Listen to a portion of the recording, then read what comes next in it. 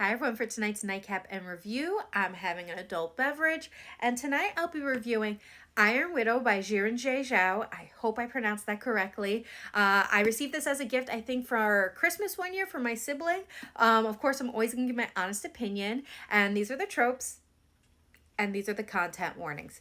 My rating for this book is going to be a 4.5. I really enjoyed it. It was definitely a book for me, and I am really excited to talk about it. So, what's this book about? So this book is about a rural girl named Zutan who is being forced by her family to become a concubine pilot.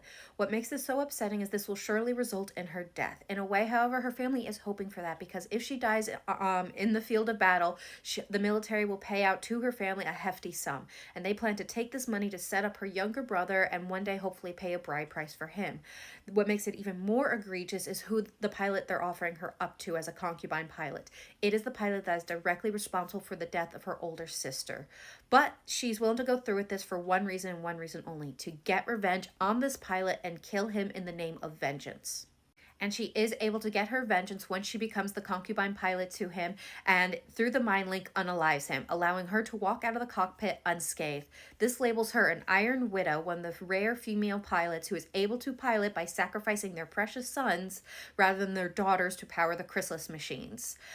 She is then, in retaliation, assigned to the Iron Demon pilot Shu Ming, but once she's had her taste of power, she's not going to bow down to him. So she is going to use their combined might to burn down the system that has done them both wrong.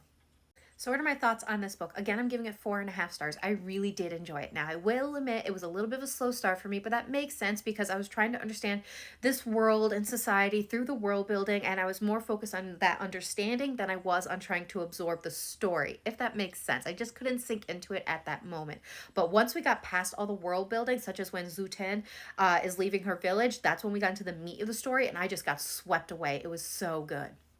Now, with the characters, you first have Zutin, who is the female main character who is just amazing to read. I loved everything about her. From the first moment she stepped on the pages, you could feel that bubbling rage lying beneath the surface, waiting to explode. And when it exploded, it was spectacular. I just kept rooting her on and cheering her on as she tried to burn the world down beneath her. She is filled with this rage because of societal expectations that are forced on her over every aspect of her life, not just her life, but every woman and child. And once they serve whatever purpose they are forced into, they are tossed away like garbage. And you just keep seeing this rage building and building, and you start getting angry, and it was just spectacular every time it exploded, and she was just so powerful, and I loved reading her. Then you have our male main characters who were also enjoyable to read, starting with Shu Ming. He is a convicted criminal, convicted of unaliving his family, but that is because he found them committing a heinous act against a woman. And really, due to the expectations and his standing in society, he knew he would not be believed, and the only way to save her was to unalive his family. So again, society had forced him into this situation.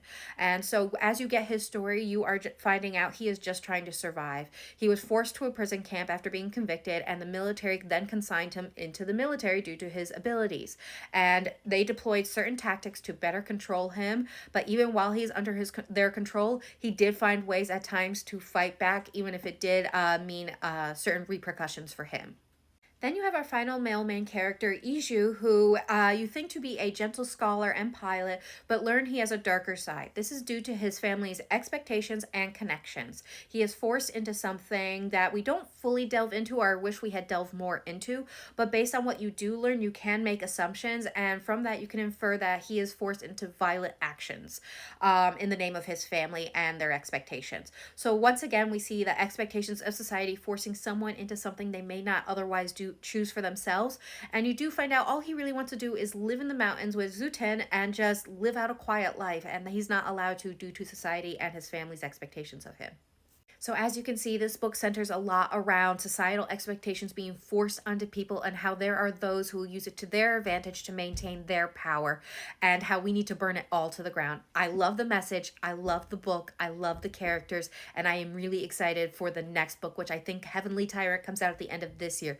This book, Iron Widow, however, is currently available. Again, I'm giving it 4.5 stars. I loved it, so definitely check it out. I hope everyone has a good night and happy readings.